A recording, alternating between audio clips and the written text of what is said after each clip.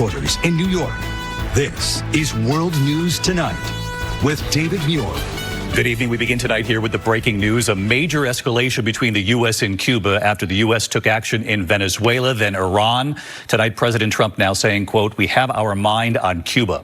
Tonight, the Justice Department unsealing an indictment against former Cuban President Raul Castro, the brother of the late longtime President Fidel Castro, the two brothers ruling Cuba for decades. Raul Castro, now 94, tonight charged with murder after the shoot-down of two civilian planes out of Florida in 1996. 4 people were killed, including 3 Americans on a humanitarian mission. Tonight, Pierre Thomas right here asking Acting Attorney General Todd Blanche, how will you get the 94-year-old Raul Castro to the U.S.? What does this look like? And, of course, what comes next for Cuba? Pierre traveling with the Acting Attorney General to South Florida, where the indictment was announced this afternoon. Pierre Thomas leading us off now from Miami. Tonight, a motorcade winding through the streets of Miami. Acting Attorney General Todd Blanche on his way to make a major announcement about Cuba. USA! Then, before a cheering crowd of hundreds, Blanche unveiling murder and conspiracy charges against former Cuban President Raul Castro, brother of the late revolutionary dictator Fidel Castro. Today, we are announcing an indictment charging Raul Castro and several others with conspiracy to kill U.S. nationals. Cuban MiGs shoot down. Raul Castro is accused of orchestrating the 1996 shoot-down of 2 civilian planes from the humanitarian organization Brothers to the Rescue, a group that searched international waters looking for Cuban refugees trying to flee their homeland.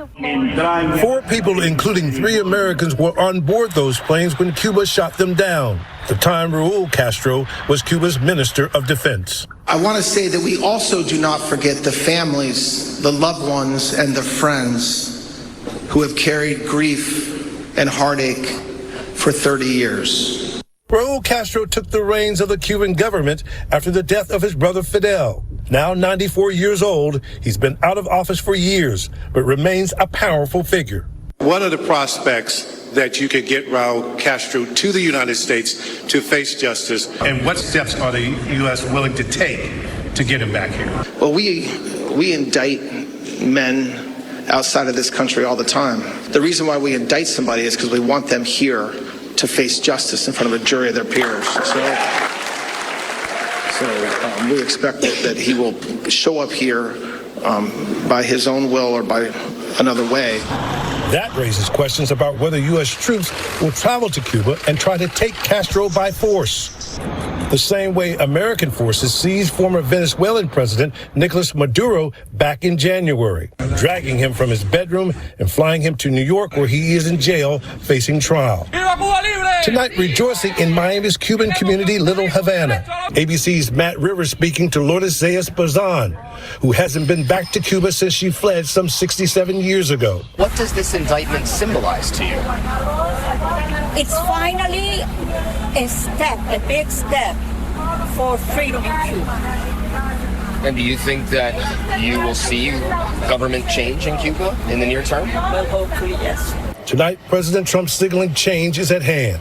I think this is a very big day, very important day. Secretary of State Marco Rubio in Spanish with this message to the Cuban people, saying their government is the cause of their economic hardship. The real reason you don't have electricity, fuel, or food, he says, is because those who control your country have plundered billions of dollars, but nothing has been used to help the people. Pierre Thomas, who was on the air with me this afternoon as this was all unfolding, with us live tonight in Miami. Pierre, tonight the Cuban government now responding to this indictment. David, tonight Cuba's government calling the indictment a farce based on lies to justify military aggression. Earlier this month in Havana, Cuba's foreign minister telling our Whit Johnson that if the U.S. attacks Cuba, it could lead to a bloodbath. David? Pierre Thomas leading us off tonight. Pierre, thanks so much. Also breaking tonight, with millions now traveling for the Memorial Day weekend, the major disruption at one of America's busiest airports here in New York City. Planes halted after a sinkhole opens up on the runway at LaGuardia Airport. And now the fire disrupting Amtrak service New York City to Philadelphia. Will Reeve from LaGuardia tonight. Tonight, this sinkhole on the tarmac of New York's LaGuardia Airport triggering travel chaos at one of the nation's busiest travel hubs ahead of Memorial Day weekend. More than 200 flights canceled, hundreds more delayed, shutting down one of LaGuardia's 2 runways for hours. Ground, what happened to the runway 422? There's a sinkhole. Airport officials say they found the sinkhole at 11 a.m. during routine airfield inspection and immediately closed the runway for emergency repairs. The nation's largest city also suffering rail service disruptions. This fire at a Philadelphia scrapyard prompting Amtrak to suspend operations from there to New York for a time this afternoon. It comes ahead of what's projected to be record-breaking Memorial Day travel, with 45 million Americans expected to venture at least 50 miles for the holiday. And David, the FAA says it expects to have that affected runway reopened first thing tomorrow morning, but compounding the sinkhole problem here at LaGuardia, thunderstorms rolling into the region, causing further delays and cancellations, David. All right, Will Reeve tonight. Will, thanks. You mentioned those storms. There's a big change coming for Memorial Day weather at this hour. Severe thunderstorm watches in the Northeast, Washington, D.C., right up to Philadelphia, New York City, damaging winds possible in the coming hours. And the images now coming in, major flooding also in Atlanta, multiple lanes closed. Look at that, I-75 tonight, and the scene just horrific. Let's get to ABC senior meteorologist Lee Goldberg tracking it all for us. Big changes here, Lee. Certainly, David. In fact, New York City right now under a severe thunderstorm warning. We're minutes away here for some gusts that could go to 60 miles an hour and heavy downpours. Flash flood warning in Philly after 1 to 2 inches an hour rainfalls. We have severe thunderstorm watches that go from Connecticut back to Kentucky. These storms will be rolling along the I-95 corridor this evening. Then it's a big cool down behind it. 90s are turning into 60s and even 50s into the holiday weekend. And unfortunately, it stays quite rainy into the eastern half of the country as holiday travel kicks in into the weekend. We could see a widespread 3 to 6 inches of rain from Texas all the way to New York this weekend, flooding in the south and unseasonably cool here in the Northeast. Maybe we'll do better in July 4th. David? All right, let's hope so. Lee, thank you. Meantime, we're also following this wildfire emergency in Southern California tonight. New images coming in right now. Multiple large fires burning at this hour. Tens of thousands of residents under evacuation orders. ABC's Melissa Adon from the fire zone now. Tonight, terrifying home surveillance video shows the race to escape the flames as the Sandy fire bore down on a neighborhood northwest of Los Angeles. Winds howling, smoke and embers flying as families grab what they can. The headlights barely visible as they get in their cars and go. Randy Bile wasn't home but got an alert from his doorbell camera. He called his wife and told her to get out. This video shows their home of 40 years in flames. She went inside, got our pet parrot, put it in the travel cage, put it in the car, and left because it was already on fire at that point. The Sandy fire is still out of control, 44,000 forced to evacuate. And gusty winds sparked multiple new fires in Riverside County overnight. The Bain fire that started in a river bottom known for homeless encampments sent multiple people to the hospital with smoke inhalation. The Verona fire lighting up the night sky. David, fire officials warn that fire activity just like this may be a precursor of what's to come throughout the rest of this year. David. All right, Melissa Adon in California. Melissa, thank you. Just in tonight, there are images. There's been a deadly hazmat emergency in New Mexico. 3 people have been found dead. More than a dozen first responders who raced to the scene now overcome and rushed to the hospital. So let's get right to ABC's Trevor Ault, who's following this for us. Trevor, what do we know? Well, David, very alarming situation here unfolding east of Albuquerque. Emergency crews arrived at a home there and found 4 people unresponsive. 3 of them are now dead. Then the first responders started falling ill. About 24 people exposed to an unknown substance, many of them experiencing dizziness and nausea. They were all taken to the hospital for decontamination, and now 3 of them have been admitted. Right now, there are hazmat teams there at the house as authorities are racing to try to figure out what this unknown substance even is. David? Trevor Ault tonight. Trevor, thank you. The police officers tonight who defended the U.S. Capitol on January 6th are now suing the Trump administration after learning the administration will use taxpayer money, $1.8 billion, to potentially pay the officers' attackers. Here's Mary Bruce. Your experience is real, but the way you work is 10 years behind. AI tools, this team operates differently. Automation, speed. Tonight, 2 police officers who fought off the mob on January 6th filing a lawsuit against the Trump administration, trying to block the $1.8 billion fund made up of taxpayer money that could soon hand out payments to their attackers. One of those officers, Daniel Rodgers, seen here crying out in agony as he's crushed in a door frame. More than 150 officers were injured in the riot. And today's lawsuit calls the president's new fund a taxpayer-funded slush fund to finance the insurrectionists and paramilitary groups that commit violence in his name. Late today, I spoke with Officer Hodges. What message do you think it sends? It sends that if you commit violence in Donald Trump's name, that you will be protected legally, you will be rewarded financially, and that is his way of keeping these people on retainer for the next time he wants to influence the course of history with mass violence. Trump insists the fund is needed to help people he claims were mistreated by the Biden Justice Department. People were destroyed. They went to jail.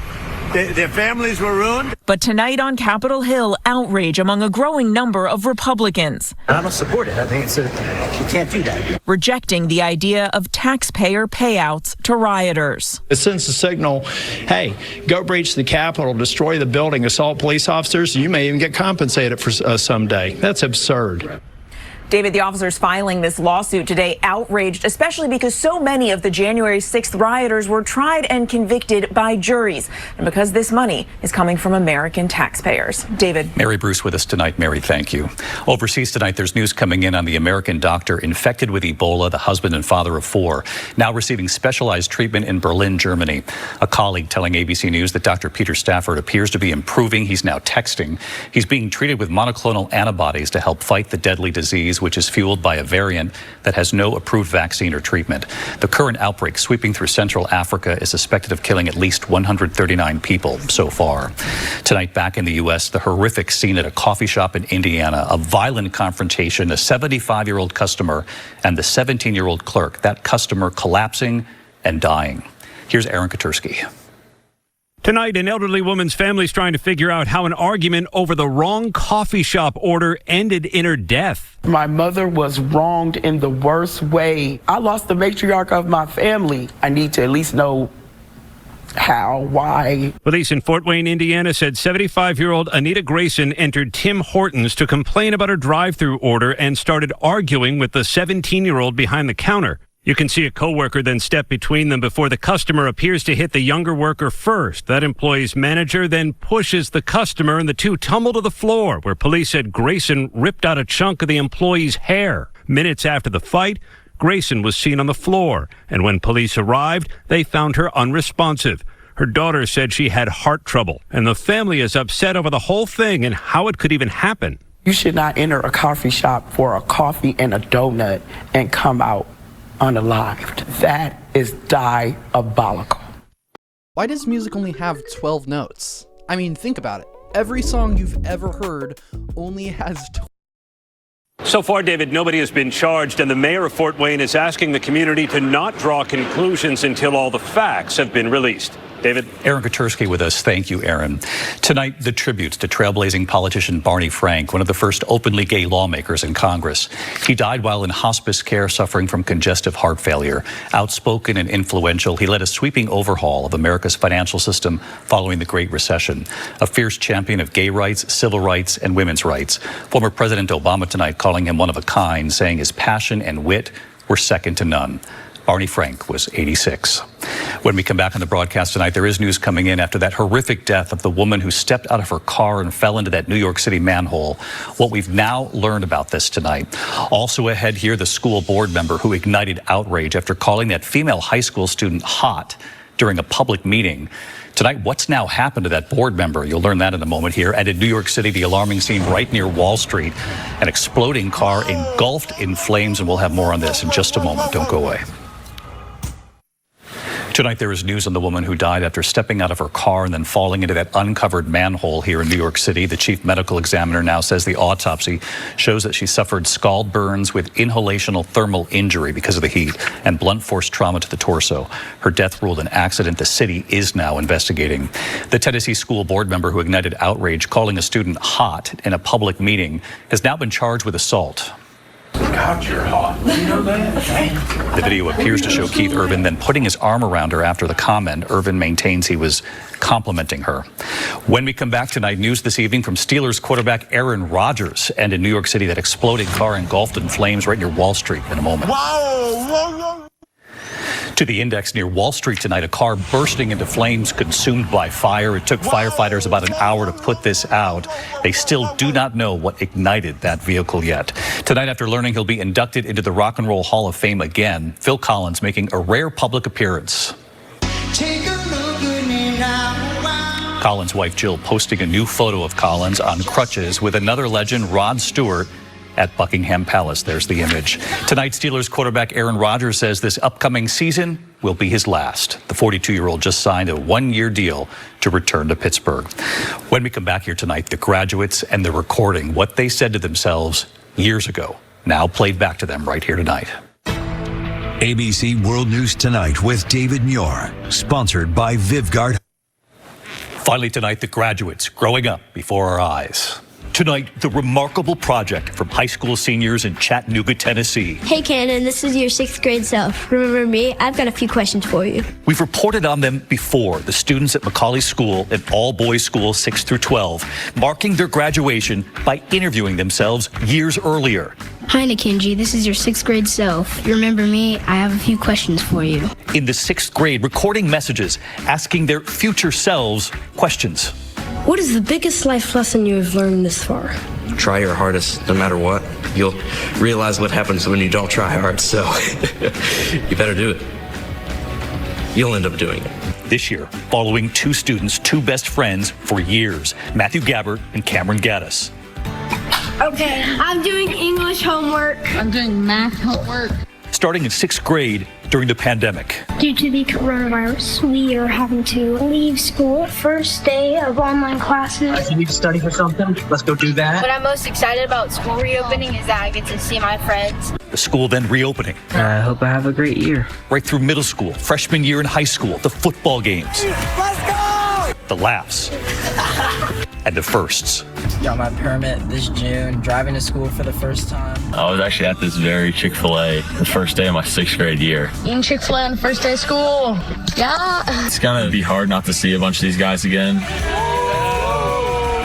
We about to graduate. We're graduating, let's go. Yes. And finally, getting their diploma. And right here tonight. Hey, David. Thanks for having us on, David. The new graduates, Matthew and Cameron. Just crazy to see it all put together. Just like a lot of emotions and a lot of happiness for sure. And joining us too, hey David, the senior who put it all together, Dominic Victor. It just, puts into perspective how fast everything goes by, and you can only have so much time with the people around you. And so it really makes you appreciate your life more. Oh, really incredible. Send us your messages after college. Good night.